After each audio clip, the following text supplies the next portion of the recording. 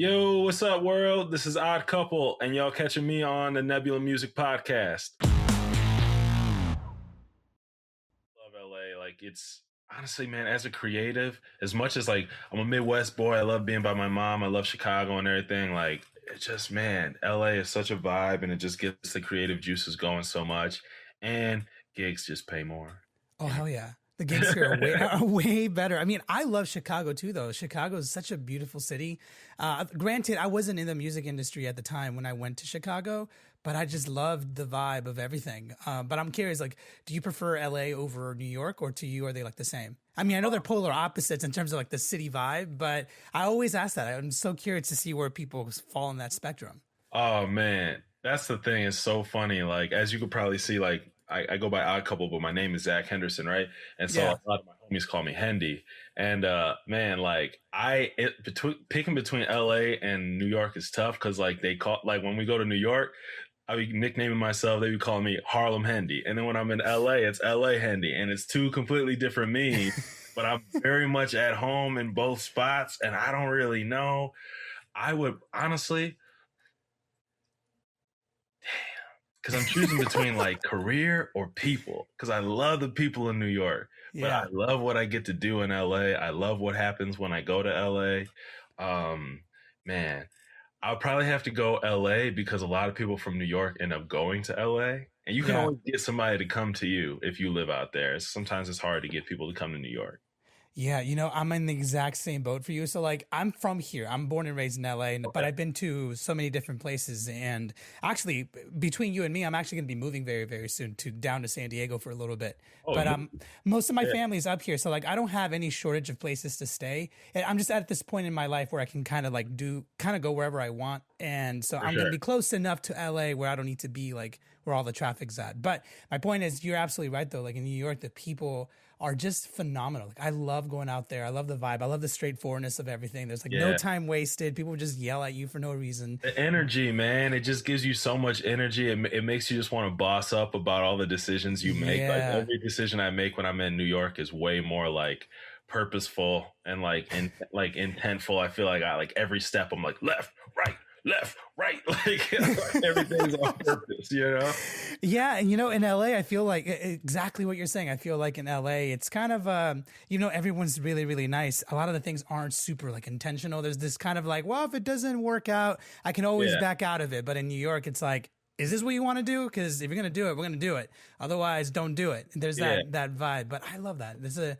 time and place for everything, I guess I can say. Exactly. It's like, thank God for like travel restrictions and everything kind of being lifted. We can kind of get around more. I can get back to these places that I love because they like cities like that, like Chicago's that way too. Obviously, LA, New York are like that. Other big cities are like that too. Atlanta, Miami, where they just like give you a lot of energy and you like come back a little like with a little bit extra something in your like repertoire that you didn't have before because those cities are so like a vibe, you know what I mean? It's like eating garlic. You're like, damn, I still smell like garlic. It's like, damn, I still feel like New York. I still feel like New York. Dude, I love your vibe, man, Zach. I really am digging just your personality and everything. Do you mind if we just keep going like this? Is that okay? Yeah, I always prefer the conversations over like the stereotypical Q&As. Not that they're bad. It's just for me, I just like chatting. Well, I mean, kind of on the topic of Chicago, because I don't get a lot of people from Chicago on the show. Mostly, I mean, you are aware of this because of the music industry. A lot of the places tend to be either New York, LA, maybe Nashville a little bit, Atlanta for sure. There's the specific spots, and Chicago does have a music scene, but it is something that I'm not too keen. It's like not enough on my radar. So I'm wondering, like, since you're from there, I guess I'm curious, like, what is the music scene like? Like, what is usually popping in Chicago in terms of like genres or bands or whatever? I don't know. Man, that's the thing. Chicago is so dope because like a lot of cities say this, but like Chicago really is a melting pot. Like it's like a big commuter city, right? Like people from all over the country and all over the Midwest, North, South, East, West, all like come to Chicago for work or for travel or for like whatever. And so the music scene is a really eclectic scene. Like you have a lot of like indie bands and like grunge or like alternative rock bands like Spun Out is really dope. Whitney, obviously, you might have heard of Whitney. Like you have a lot of Yeah. bands like that, right? Like Twin Peaks, right? But then you have like a lot of like R&B artists and alternative artists that are making a lot of like really cool vibey music that kind of blends like the Chicago soul, quote unquote, with like a little bit of that stuff, a little bit of that alternative rock, a little bit of that indie scene. Like you can hear it in Jamila's music. You can hear it in like Tatiana Hazel's from Chicago. You can hear it in like a whole bunch of other artists that kind of mix and blur those lines, like Kwaku Collins. That's my homie. Like he blurs those lines. So like you have a lot of that, right? Then you have obviously like your bass heavy, like drill's not even the right word, but just like bass heavy rap, like street rap, telling just the story of like, you know, South and West Side. Primarily, like you have like a lot of artists like that, right? Like Dirk, Keith, everybody knows about those people. And you have like, you know, Polo G and like other big like rappers and just artists like that, right? You have like you can go on Lyrical Lemonade any day and just find hundreds of those like just artists, and there's a new one every day from Chicago, like and so there's a whole like big scene that kind of has these big pockets, and like what you see like in a city like Chicago demographically, like it's hella segregated, but the music scene isn't necessarily as segregated as it is more just diverse. You know what I mean? You'll find people that like I just named all these bands, right? Like how the hell do I know all that? Like I'm not even. Yeah, that's actually pretty impressive, dude. But I'm like, though, I appreciate it, but like, I got homies on a group chat right now, and I just kind of stay quiet and listen a lot because they know 10 times more artists than I do in the city. And so there's just a huge scene of a whole bunch of different pockets, and you might learn Chicago rap through alternative rock. You know what I'm saying? And that'll bring you into one whole side of like rap, like a lot of people, the way they got into Chance, like Vic Mensa and stuff, was like listening to like alternative rock when they were in like when Vic was in a band called Kids These Days. That's like where a lot of his like origin comes from and stuff. And so like a lot of artists, like even Jamila, she used to be in a band called Milo and Otis. So like you have like a huge like influence of like that alternative, that Fall Out Boy, that Chicago rock sound that like really like even in like Reflections, the song that I made with Jamila, like when I was like mixing the track with like these guys at VSOP Studios, the homies, when I was mixing it there, the engineer looked at me, he was like, damn, this is some cool shit. Like I didn't expect this type of bop from you. And I was like, yeah, man, Black Fall Out Boy. And then he was like, yep, that's it. And I was like, yeah, I was just trying to like get like that like driving but cool like band kind of live drum feel to it. And so yeah, there's just a huge influence of like all different types of influence, soul, alternative, and all that, but it comes out in a whole bunch of different ways, you know? Yeah. And what's interesting is I feel like I hear that a lot in your music, and the few things that I've heard from you. I mean, I pick apart so many different genres. Like in one song that I listened to, it was like R&B, and there's like some elements from electronic music, definitely a lot of rock. Yeah. And, you know, I have had the pleasure of talking to some people from Chicago, and they have given me like a glimpse of what it's like to be from a city like that. And I do want to pick apart the music a little bit, but you did mention some couple things in the past that I want to pick at, if you don't mind me sort of trying to get the picture a little bit better. Because to me, this is exciting. I love learning about culture, and because to me, that's all part of the picture, you know? And you mentioned how in a city like Chicago, and I imagine a lot of cities are probably like this too. You mentioned that it is a little bit separated in a way of like where people live, but music is not so much, which is such a awesome thing, but it's such a polar opposite thing. Describe to me, if you can, and I don't know if this is like a good segue into this, but fuck it, whatever.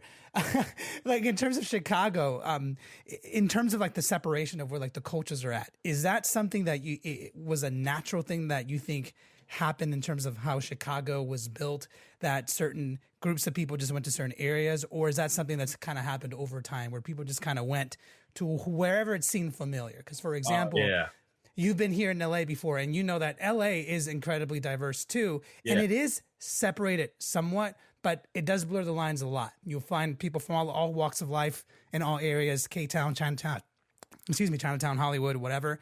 But in Chicago, I'm not sure if that's the case as much. I don't know. Maybe you can walk me through a little bit of that. Yeah. So I think one big difference between the two cities in that regard is just the types of industries that there are, and like the different like types of big money that are in the cities, right? In LA, you have like a lot more money that comes in through the entertainment industry. Like there's more sports money that comes in, media money that comes in, and stuff like that. So you find like a little bit of diversification in like careers, right? So you'll also find therefore you'll find people of diverse backgrounds making money. You know what I'm saying? Versus like sometimes in Chicago, like there's tons of advertising agencies, tons of there's tons of that, but maybe not so much in terms of like acting jobs. Maybe not so much in terms of like hospitality within a certain respect. You know what I mean? So there's different types of work here, and that's one thing that definitely causes the difference in like the pay. We may have like a lot of different people in Chicago, but not everybody's making money, and that's something definitely throughout COVID I could feel more and more. I think one thing that you talked about, like in terms of people being in all different areas, and honestly just the gentrification and the segregation that kind of continues to happen in the city, is both things. I think it's both that it's natural, and that it's just kind of how city planning worked out, right, so to speak, without getting over in depth into it. Right, we've all been awake in the last year. Worked out, yeah. We've all been awake in the last year or two here. Like, you gotta know what's up. So like, it's just kind of how that worked out, or whatever, quote unquote. But like at the same time, it is a lot of, lack of a better term, like tribalism, so to speak. You know what I mean? Like, this is our neighborhood, this is where we are, this is where this type of culture is, and this is where this scene is.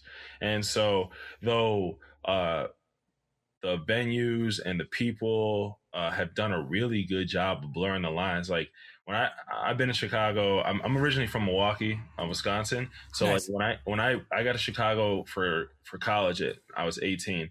I've been here ever since, right? I'm 32 now. So I've been here for a long ass time, and I've just been able to learn the city like a fly on the wall, and just learn different scenes. And like, that's how I learn anyways. That's always been the way that I learn, but it's been kind of cool to really become a Chicagoan, like through and through, from the outside in, because I just learned so many things, like probably ass backwards, but that also means that I was able to kind of be like, oh damn, like, oh, so y'all do it like this on this side of over here in this side of the city, like, but it's just a different type of energy over here. Like, there's different neighborhoods, there's different foods. And so I think that really does, those types of, the food, restaurants, maybe people speak more Spanish on this side of town, which is a big thing in Chicago, as I'm sure it is in LA too, right? There is a big Hispanic community in Chicago. I've heard about that. And so like, where it is and where they're speaking your language, I think factors a lot. And, even with Black people and white people and just different people of different backgrounds, where they're speaking your language in Chicago, I find has a lot to do with kind of like where you feel more comfortable. Even for me, like, I can't move back east where like it's hella gentrified by the lake. Like, I don't like it. They don't speak my language. They do, but for some reason I don't seem to speak theirs. There's always a mix of miscommunication, and I like it where I can feel more welcome. I think we all want that. And so that's something that definitely like comes and you see it in Chicago more, but I think it probably is, if we're saying chicken before the egg, it probably is more of a city planning and a gentrification thing rather than we choose to live where we choose to live. Because I definitely see people really making intentions, especially in Chicago, with how segregated it's been and how much the gentrification has kind of ticked up in the past couple of years. I see people making like real conscious decisions to like open up Black owned businesses on a certain side of town where you wouldn't be like, oh damn, I don't even think there's that many Black people over here. It's like, no, but maybe there will be now, because we're going to open up some Black owned businesses over here and stuff like that. And that's just a cool way to blur the lines and just take a risk, Yeah, dude, that I got to say, that's really cool and very well responded to. And I appreciate you being open to talk about that stuff because, like I mentioned earlier, I know that sometimes these topics can be a little bit weird to dive into, or a little hard to dive into, especially on a music podcast. But to me, like, I feel like when it comes to music and it comes to what you create, who you are and your environment plays a big role in that. And that's why it's one of the things I kind of specialize in, and just understanding what the culture is. So I really do appreciate you being comfortable to talk about that. And by the way, if I ever do venture into some territories that you don't want to talk about, you just tell me to fuck off. Just be bro, like, I got you, bro. I'm an open book though. Everybody know that. I'm out here, man. I love that, Zach. Zach, see, you're super chill, you're super cool, and I love that. One of the things that I am becoming fascinated by what you're describing in Chicago. A little bit about me. I know I've mentioned this in the podcast before, so guys, bear with me. But like, so that you kind of have a picture of this, Zach. I'm from LA, but I'm from South Central, so I actually grew up near Compton, not in Compton, but technically in Watts. And now I live in the Valley. And so what's interesting is I got the opportunity to sort of see how LA boomed, because I do feel like every major metropolis goes through its ups and downs. New York, everywhere, and LA definitely just went through a boom, and it's probably going through a bit of a downfall right now in terms of like people moving here or whatever. Anyways, my point is, being Hispanic and growing up in LA and seeing how like all the dynamics played with everyone being so diverse but kind of blended in together, yet you still see that separation no matter where you're at. For example, there aren't a lot of Hispanics in the music industry out here in LA, which would it's surprising because I feel like it's like 20% Hispanic in LA. You mostly see other minorities, but you don't see a lot of Middle Eastern people in the music industry either.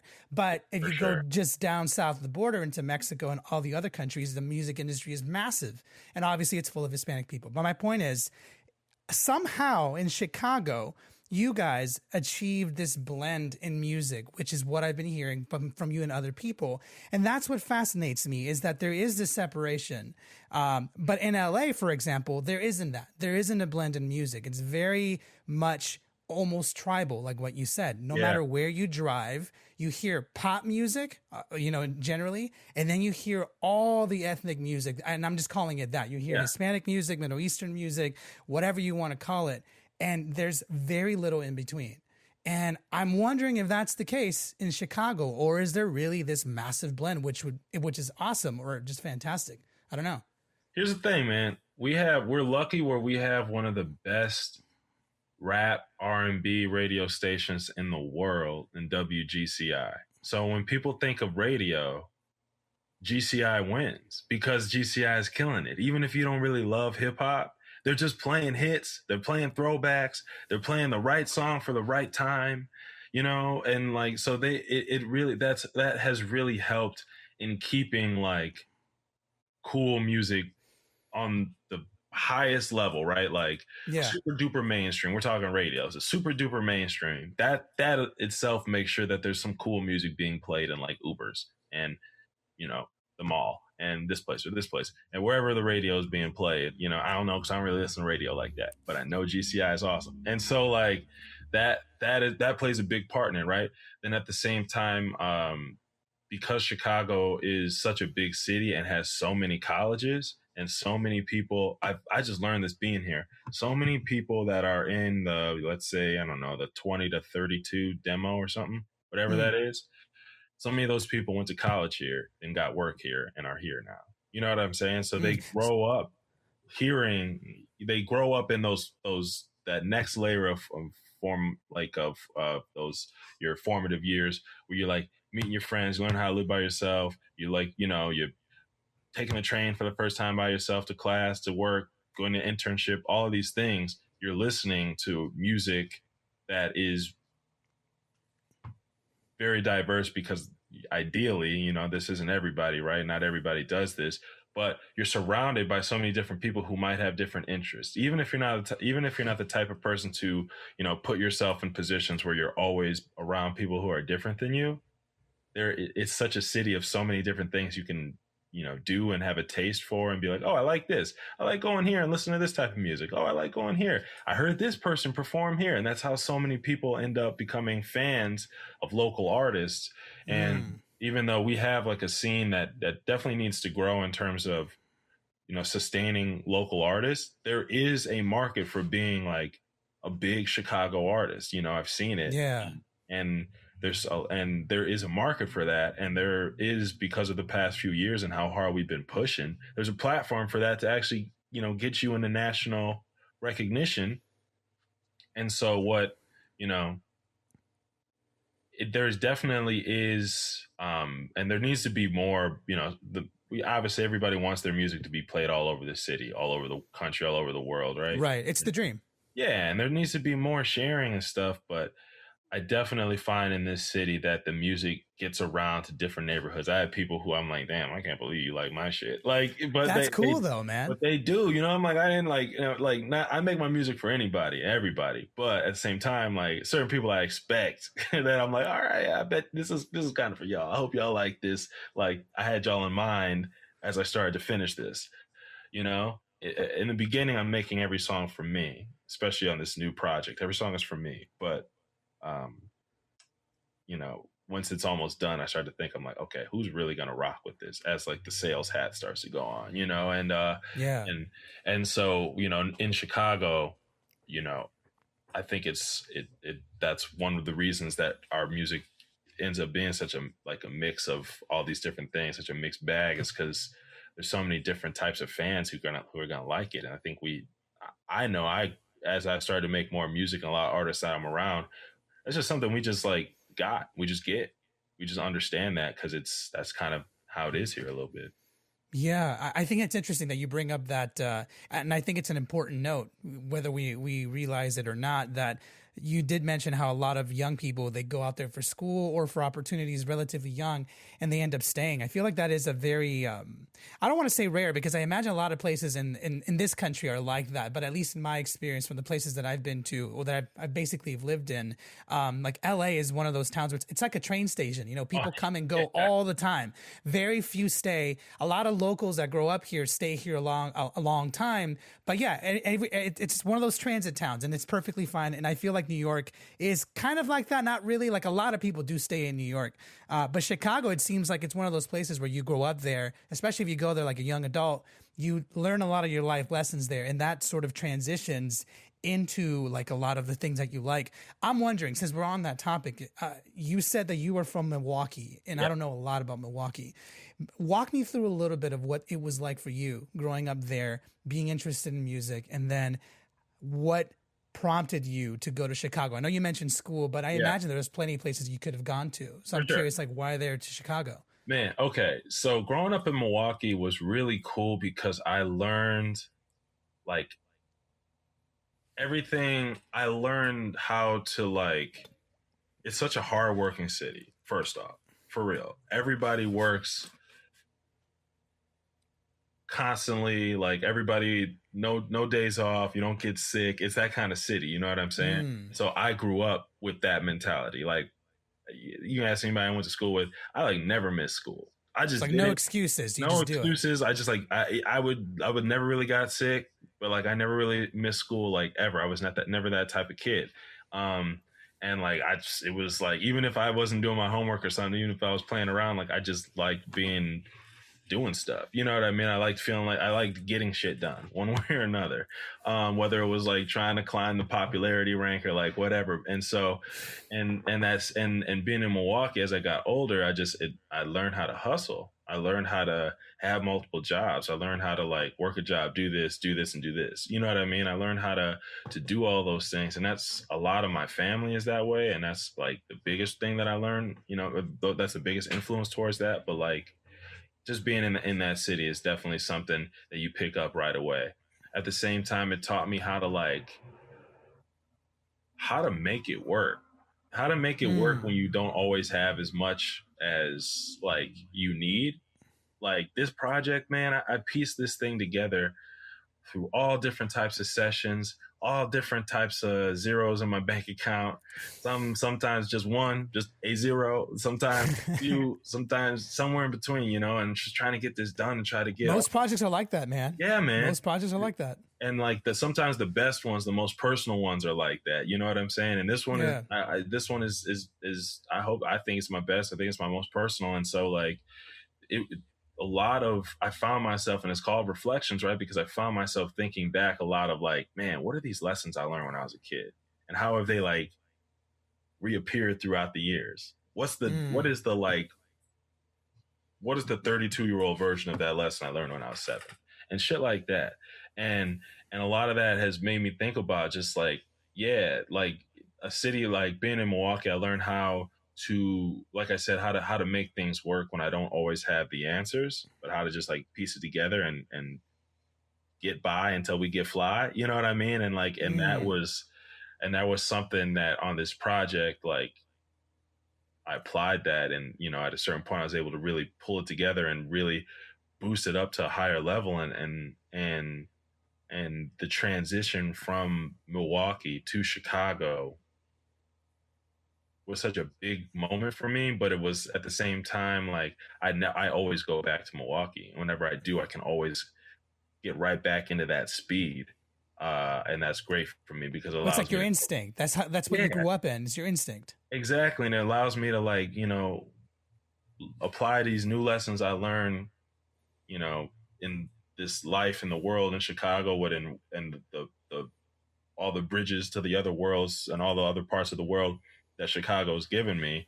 But I can also, go back to Milwaukee. Like I was just there this past weekend. I can go back to Milwaukee and go to like a different speed and move in a different place and be whole there too. You know what I mean? And it allows you to know like, damn, this young me and this old me, same dude, some through line here connects it all. And that's beautiful because I feel centered with that, Yeah. And I love that description of what it's like to be from Milwaukee, because I feel like in general, a lot of us that grow up in the States, well, okay, let me rephrase that. I can't speak for everybody, but in my experience, in my environment that I grew up in, there, me being Hispanic and being in LA, there is such a different mentality to growing up. And that's not to say that there isn't a lot of hustling going on in the Hispanic community in LA. And I can't speak for everybody, but again, speaking from my own personal experience, for us, it was all about survival. And there was this thing where I don't know what it was, but I remember early on, I picked it up and no one taught me this. It's just something you watch, right? And there is this idea of like, don't waste your time on stuff that doesn't matter. And usually music, creativity, stuff like that fell into that category. Most parents, they encourage their kids to go be a doctor or a lawyer.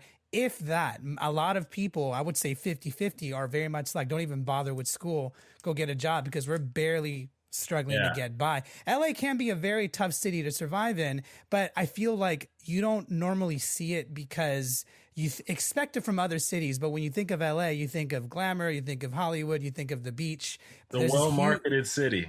Exactly. Got a great marketing team. Like who came up with all that? I'm saying somebody in the city is making money every month on that marketing campaign because people think LA be marketed as like the greatest place on earth.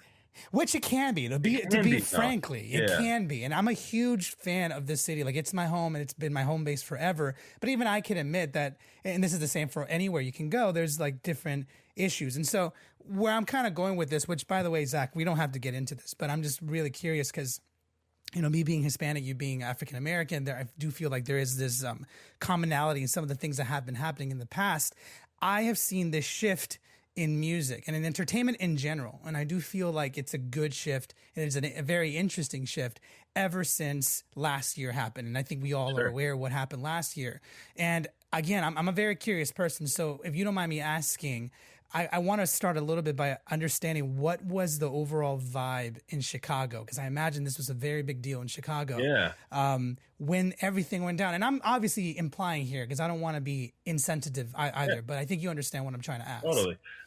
Man, it's different for everybody, right? And that goes without saying, but I think it's really important to say that as it pertains to Chicago, because it is a city in regards to racial dynamic, gentrification, the disparation of wealth, stuff like that,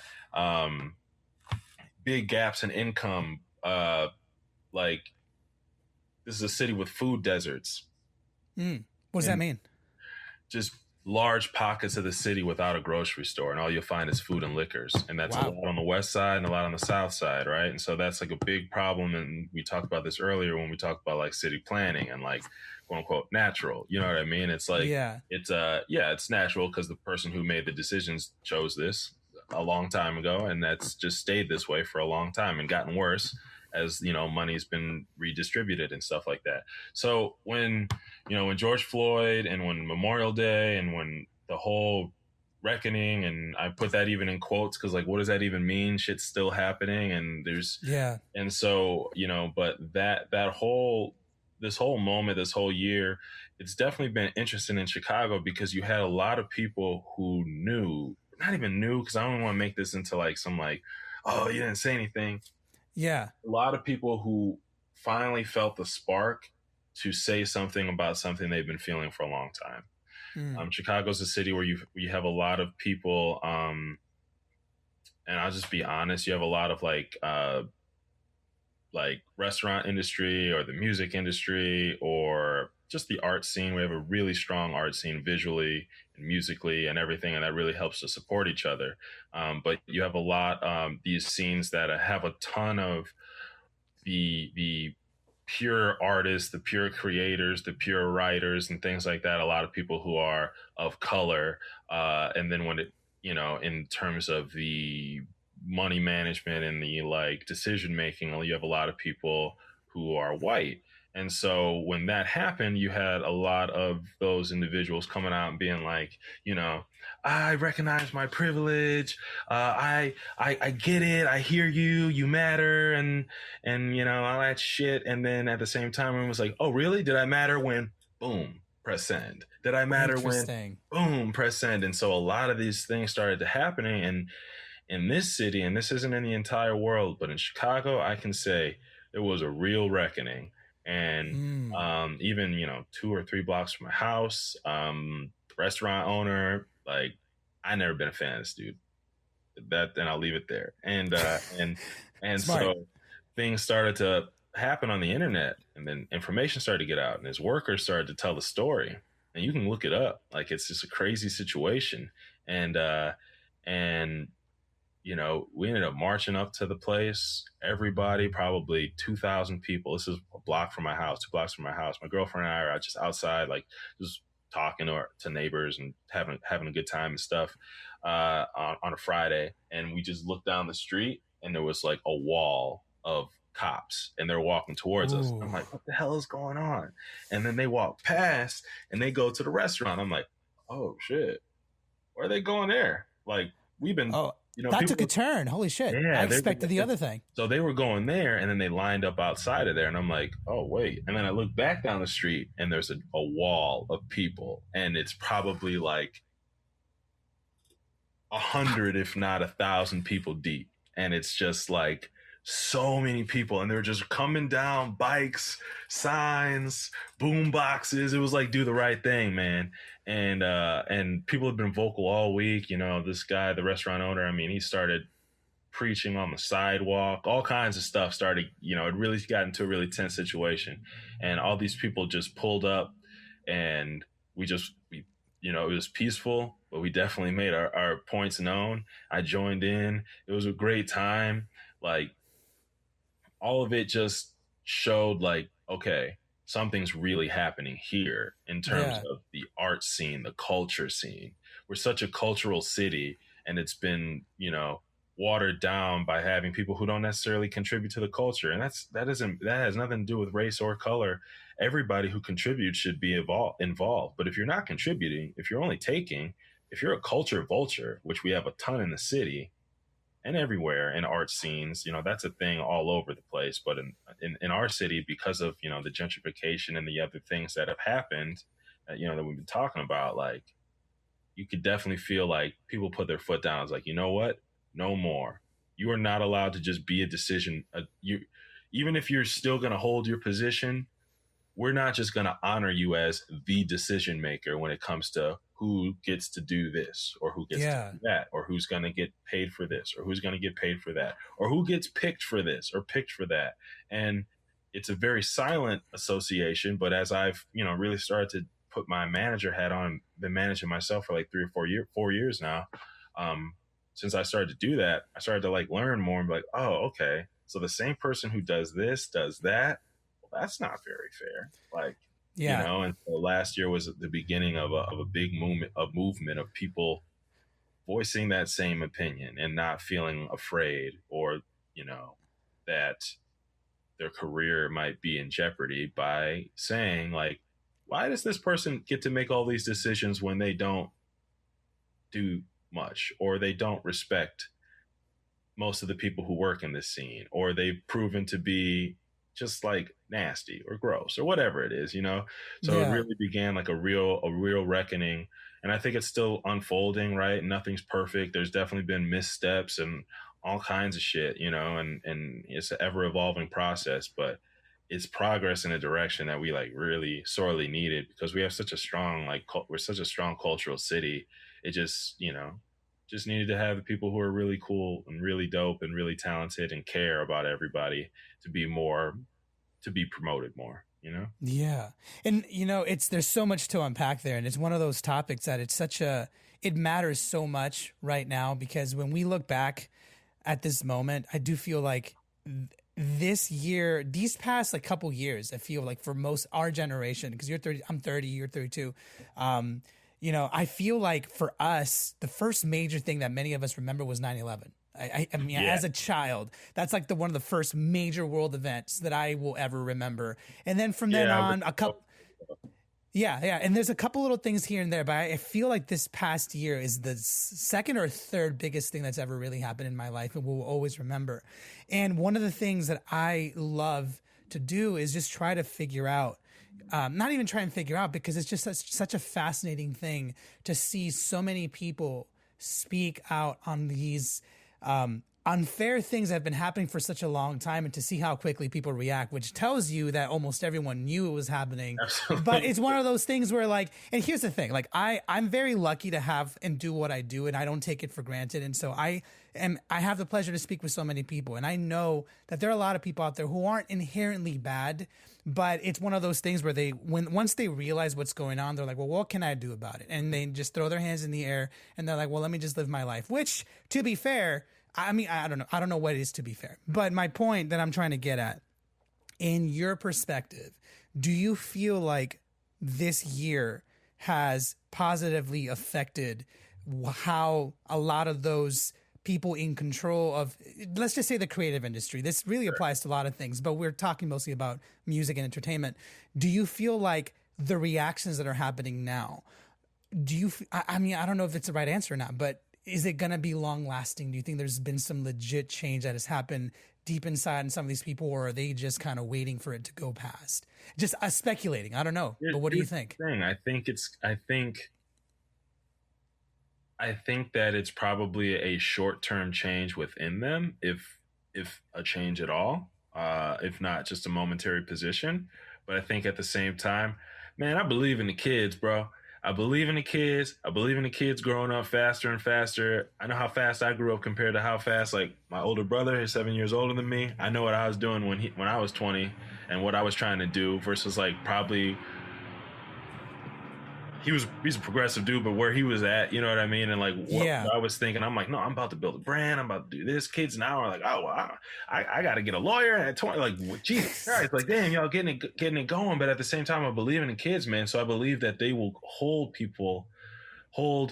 myself as I get older. I try to stay young so that I can hold people my age accountable. And I think you look pretty young. You're doing a good job. I think that my guy, and I think that there's I think that there is a like power in staying young, because you can hold yourself accountable for lacking foresight and for lacking like clarity in terms of looking at things with like perspective. You're supposed to gain perspective as you get older, and sometimes as you get older you gain perspective, and that makes you a little bit jaded about things, you know what I'm saying? Yeah. And so you therefore don't want to accept it because you're jaded by what you may have, the clarity you may have once, learned. So many people that I learned, or so many people that I know when I was when I was in college, if last year happened, they'd have been out picketing and they'd have been out protesting with me, right? But now I know them and didn't even like text or put up a black square or post, even some dumbass tweet. They didn't even do anything. They're just trying to get to the lake. And so like, I think that there is, And I know that along those lines, there was lessons that they learned at one point that they decided at some point, I'm going to unlearn this on purpose because I don't really like what that lesson makes me feel. Yeah. And It's that so, failure to confront some of those problems. Yeah. exactly. And I think that that's where that jadedness comes in with reality. And so to not accept it, you ignore it or you gaslight or whatever you do. And so when I say I believe in the kids, is I believe in the kids in aging, that as they grow up quicker, they'll be able to not do that as much as they get older. You know what I'm saying? I think that happens to all of us. We learn certain lessons and then we decide to unlearn them as we get older because we just don't want to deal with that shit, quote unquote. Yeah. But I believe in the kids. I believe in the kids trying to get into therapy more than we ever did. And we did more than our parents ever fucking did. And so, like, I believe in the kids in that respect. I believe in them starting businesses and trying to go after wealth instead of just like riches, you know. No, Yeah. I believe in I as much as everybody's always like, oh, these kids. I'm like, yo, kids are the reason last year happened. It wasn't us. It was some damn That's kids. true. They were out. That's who was out here really, fighting the good fight and sometimes, taking it overboard. But shit, like, they were the ones out here doing that. And so that showed me a lot. And I've always been someone who's even at 32, I'm not like I'm old. I just like I try to be a mentor. I try to be a homie to like people who are younger than me because I know I can learn things from them. They'll keep me honest about certain shit. And at the same time, like, I want to make sure y'all are like, you know, doing the right shit. And I'm like steadily impressed by all of them. So, like shout out my young boys and, shout out the kids, man. Yeah, it's funny saying that we're 30. I mean, I turned 30 this year. Yeah. I'm sorry, last year during COVID. And it's so interesting to think of ourselves and talk about the kids because there really is another generation behind us. When I feel like we just exited that moment in our life in our 20s where we considered still kind of like the youth. Yeah. And now we're like adults. I don't feel like an adult half the time. But I mean, we do the best that we can. And you're absolutely right. Like, I do feel like there is so much knowledge out there that the younger generation is using to their advantage and for really good things, both on, I would argue, the good side and some on the bad side too. But I do appreciate your honesty when it comes to these topics because I do feel like, I mean, kind of going back to what I was saying earlier, it's super incredibly important to talk about. And I don't want to shy away from what matters, especially in music, because music is something that speaks to all of us, no matter where you're at, no matter what your financial background is, no matter what. Music talks to everybody, and to understand that where it's coming from, that playing field is hopefully becoming more level. That to me matters. It matters quite a bit because it really hasn't been for a very long time. If I can tell you like a quick story, and then we can move on from this topic because I know there's so much more to talk about. But I remember as a kid, growing up in South Central, I was part of the jazz group, and I was very active in the music scene as a young kid because I wanted to do music, and I was very active in my church and stuff. And I remember my first experience figuring out that things were different. Like, when you grow up in LA, you understand, like, okay, we're poor or whatever, right? Yeah. And people over there are rich. But you're still in your circle. You never really realize it. And then one day, I remember it clearly. We were in high school. We were in jazz band. We were in practice.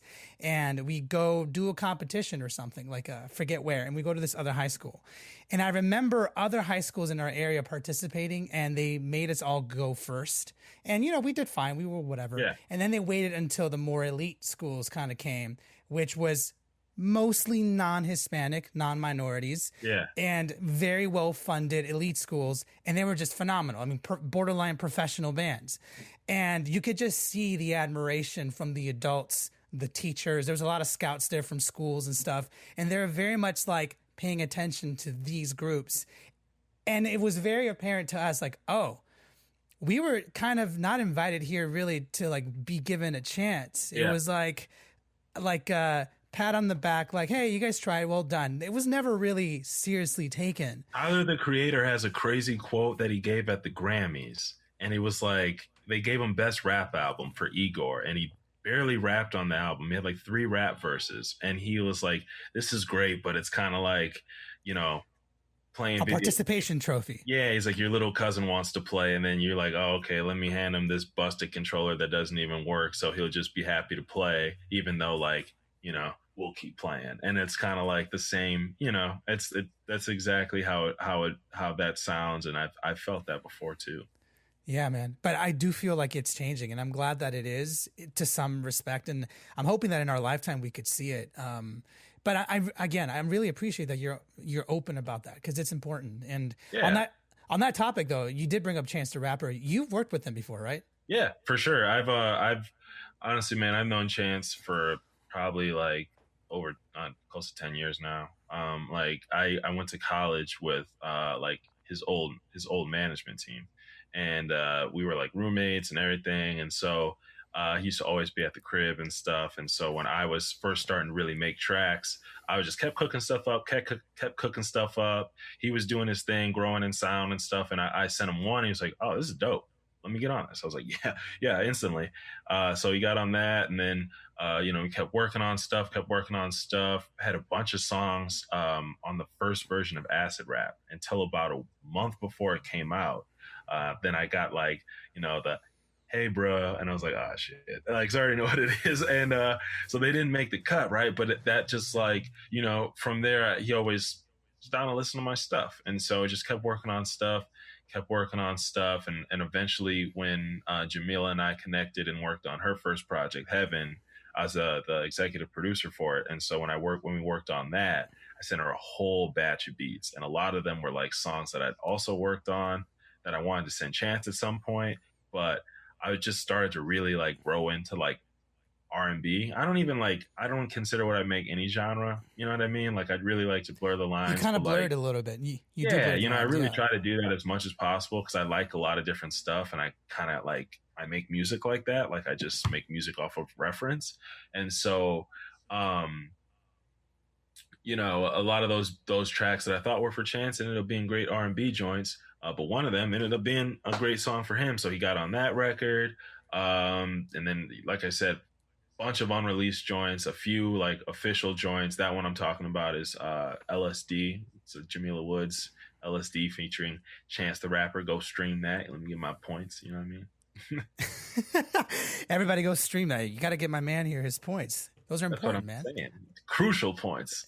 Yes, they are. Can I ask you, as somebody who, I mean, you seem to have this very awesome history of just like figuring things out. You hustle like crazy. I mean, just based on your personality, I know that you're always doing stuff. But you have, in my opinion, studying your history a little bit, you've stepped into some very important shoes very, very fast. And that's something that I find very fascinating is I think a lot of people in general, the average person that I talk to, I find that there needs to be like this sort of like sense of progression. Like, okay, I did this first and then I got promoted to that. Yeah. But I guess I'm wondering for you, you seem very comfortable with like, you try something and then you become the executive producer for this and you just go for it and you nail it. Do you feel like, kind of going back to like what we were talking about Milwaukee, but is that part of your personality, or did you have to learn how to like really believe in what you're doing and just kind of go for it, or a little bit of both? Man, it was like, I learned at a young age, like I have to believe in me. I have to, right? And so that's always been a big thing that's allowed me to just like do whatever. You know what I mean? If it feels right, like if it feels right within me, like, I call it a God voice. My God voice is talking, then I'm like, all right, let's get it. I'm not afraid. And so, I've been up, I've been down, I've been, like high, I've been low. And so what that's allowed for me to like learn is that like shit's always going to even out, man. Like I'm a huge Seinfeld fan, right? Like I'll go to Seinfeld. Oh, love that. Yeah. I'll go to Seinfeld trivia and bust any of the listeners. Hit me. Oh shit. All right. Music. Let's do it. but no, I love Seinfeld. And so there's this episode where like, Elaine keeps taking losses, George keeps winning, and Jerry's just even Stevens. And I always watch it. I'm like, this is so funny, because at some point you're all three of those. But at the end of the day, when you keep your head about things and you stay centered, we're all even Stevens. The shit always works out. You're up, you're down, you're high, you're low. And when you keep that mindset, you just keep putting your name in the hat, you're just putting more and more opportunities for this thing to even out. And at the end of the day, that's what I'm trying to do. You know what I mean? I'm trying to stay centered. And so I'm just trying to put my name in the hat for things. So, you talked about it with like, the Jamila thing. It just started with me sending beats. And after it was sent beats, I was like, hey, like, are you going to throw some instruments on this stuff? So yeah, I'm like, all right, bet. Like, can I see those when you do? Like, I want to like mess around with them and play some and stuff like that and see what it is. She's like, all right. And I was like, yo, can I take the stems for this one home? Cool. How about this one? Some songs I wasn't even working on and stuff. Like, oh, like, and I just gave yourself the job. You basically grabbed that job. Exactly. Right. And so like, and even, like we haven't talked about it yet, but like, the stuff I've been doing with like Oprah, right? Like the doing that's right. Doing that stuff like the music direction that started with me just working on ad commercials for a different company and showing them to somebody who works on the team, right? And then they're like, oh, this is cool, like, and then one day, their boss is like, wait, Zach does this? Like, you should do that for us.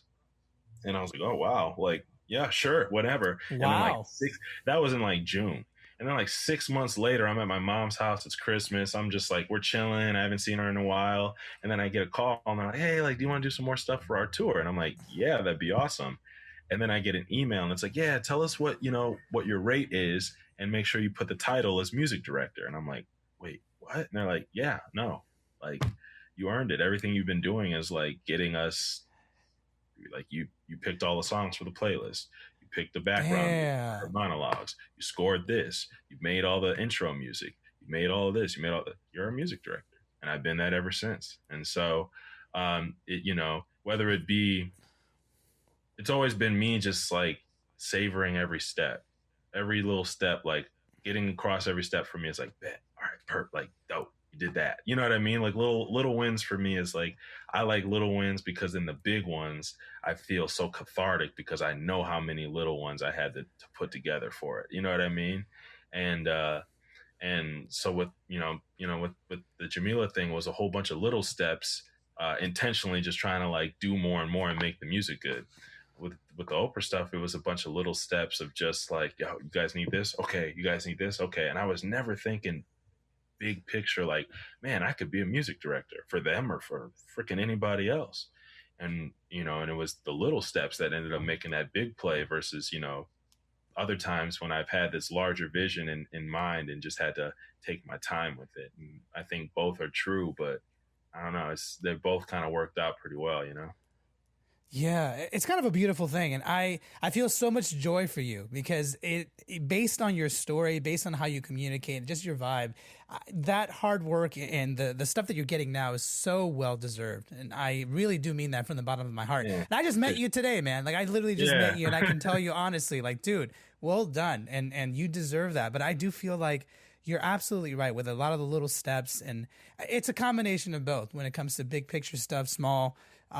Life does have a way of working out, as cliche as it sounds, and I can't speak for everybody because I have seen true struggle before, but I do find that, we can't always pick the hand that we're given, right? But we can, as best as we possibly can, play the game, in that analogy and do your best to get better every time. And I know that Ludacris has a great line. It ain't about the hand that you was dealt, it's about the way you playing your cards. Hell yeah. Exactly, man. That is incredibly well said. And that is the truth that I see across the board, that someone like you, and this is something that I really want to, get across to the people who are listening to this, is just, I can't speak to how your life is going to happen. And so many people have come on the show and so many different things have happened to so many different people. But the commonality I always see is what you said a couple minutes ago. You keep your head above the ground and you just keep moving forward, making those small little decisions, not necessarily not thinking about the bigger picture. But I do find that most people that succeed at some point don't obsess so much over the bigger picture. They know where they want to go, but they're like, let me just do what I can today and tomorrow and the next day and do it the best you can, following their instincts, which is what you do beautifully, man. That's phenomenal. I'm so happy for you, man. I appreciate that, man. I agree wholeheartedly. Like I decided a long time ago, like, oh, I want to be a musician. And then that vision has always been like adding little, I wanted to be a musician who does this, I want to be a musician who does that, I want to be a musician who does this. And then now I'm at this point where it's all still built around that same thesis statement of I'm going to be a musician, but now it's like I'm going to be like whatever happens next, but I know that I'm a musician. You know what I mean? And it's just a whole different type of, after all of it, after all of the steps and all of the different, things that I've tried and different things that have kind of worked out, it's been really cool to finally feel like, okay, I'm solid. Like I'm solid. I know where I stand. I know how I stand. And I know that when it gets super windy or rainy or whatever happens, like I'm still going to be standing, you know what I mean? And so that really like gives you a whole bunch of confidence to just let go and move forward. Oh yeah. That is a beautiful thing. Random tangent. You know what helped me learn that? Was trading. I'm into, this is something I do on the side, but I do a lot of trading on the side. And that's one thing you have to learn in that world is like, there's so many ups and downs, no matter how smart you get. Oh yeah, bro. Even the smartest people in the room know that sometimes you just got to eat a loss, but you will be back up again. And it's the same thing with almost every aspect in life. There will be tons of downs, but that also means there'll be an equal amount, if not more, of ups. And I find that true in my life. I find that true in your life and so many other people's lives. And again, it sounds cliche. And I know that most of us have to experience it for ourselves. We have to figure it out, in our own unique way. But hearing it helps, hearing that concept over and over helps. And so I do appreciate you bringing that good vibe. And that's awesome, man. I'm really fucking happy for you, dude. You deserve it. Yeah, man. All day. I appreciate it. I appreciate it, man. And I totally agree with just everything you've been saying, man. Just you gotta keep your head above water, and you gotta throw your name in the hat and be ready for either outcome. Putting yourself out there and letting go. There's so much power in that freedom, and that's something like for the longest I at different points in my life have thought I had mastered it, and I finally have let go of the idea of even mastering that, right? And there's power in that, you know what I mean? And so I've just really started to really focus on that letting go, and focusing on controlling what I can, and that's just it's helped me centralize this album, these ideas from 4 years, and put them all together into one little cohesive body of work. And so that's been a blessing. That's beautiful, man. Well, actually, to start ending things off, I know that we've kind of hit the hour mark, and I don't want to keep you for too long, but why don't we talk about that for a little bit? Tell me about this album that you've got going on. I've been lucky to hear some of it, and it sounds pretty fucking cool. I know that COVID is hopefully almost over, so I'm curious if you have any shows coming up or any of that. Walk me through what you've got on your plate. Man, yeah, so the album is called Reflections. It comes out June 4th, so a week from tomorrow. It's honestly, I'm so proud of it. I've never been more proud of a project, of something that I made in my life, honestly. Like it's kind of crazy.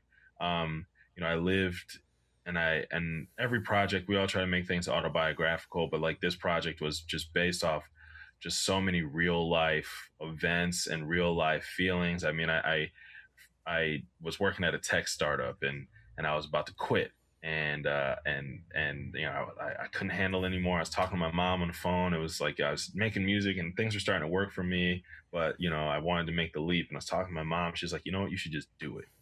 And she never said that before. She's like, you should just do it. I believe in you. I was like, well, fuck it, I'm quitting tomorrow. And so I went in to quit, and then before I got a chance to quit, I got laid off instead. And I knew that was the universe. Wow. God, everybody, I knew that was the universe and God talking to me, right? And so I was like, all right, bet, that's a sign. Doing it. And so the project began that moment. I like to think it began that day, because after that, I had to become way more introspective, way more mindful of my actions, way more mindful of my decisions. I had to really I had a lot more time on my hands. I had a lot more hardship coming, and I had a lot more hustle that I had to really tap into. I've always been a person who hustled, but when you have a safety net of like one main thing that's holding it all together, it's a lot easier to do a bunch of stuff because some of it doesn't really matter. But when it all matters, you really have to like match the hustle with like smarts and like some self-control. And so like Reflections is a project that was based around these, essentially, you know, I would take time every day to meditate and try to get my mind right, keep my mind right. When money was low, you got to keep your spirits high. So I would try to do that. And in doing that, I would just write down these takeaways. And a lot of that became lyrics or titles or the description of a video or whatever. And all of that, these notebooks, these pages, I got them right here still, like these notebooks and these pages. That.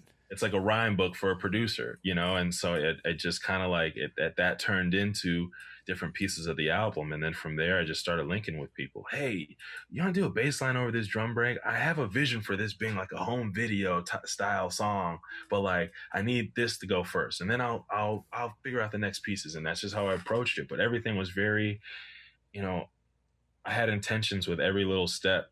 And because I knew like what the basis was, I knew it was somewhere in that notebook. And so, you know, the project is the bringing to life of these storyboards, I guess, the storyboard of a notebook, right? So it comes out on Friday, June 4th. It's featuring Jamila Woods, Elijah Blake, Kwaku Collins, Father Dude, The Mind, Luna Day, hella other people. Love everybody. Don't want to keep going because I'll forget somebody. I know it. It's featuring hella people. And it's just like, it's my life of introspection over the last 4 years. And so, you know, this is me.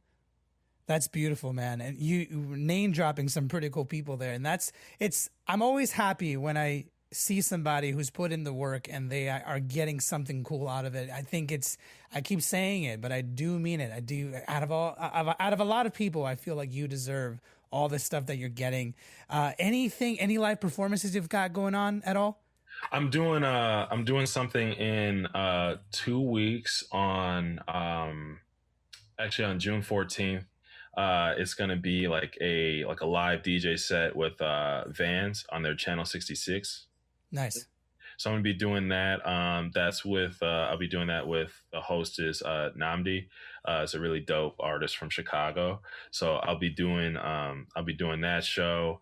I got some cool stuff lined up in the summer. I'm gonna be doing the whole album live in Chicago, and then gonna be recording that and putting that out as like a cool like YouTube premiere. Everybody can like stream that on YouTube, and we can all hop in the comment section, and y'all can tell me how crazy I look in my hats and my fits, and y'all can tell me how dope and pretty the music sounds. You know, I love that, man.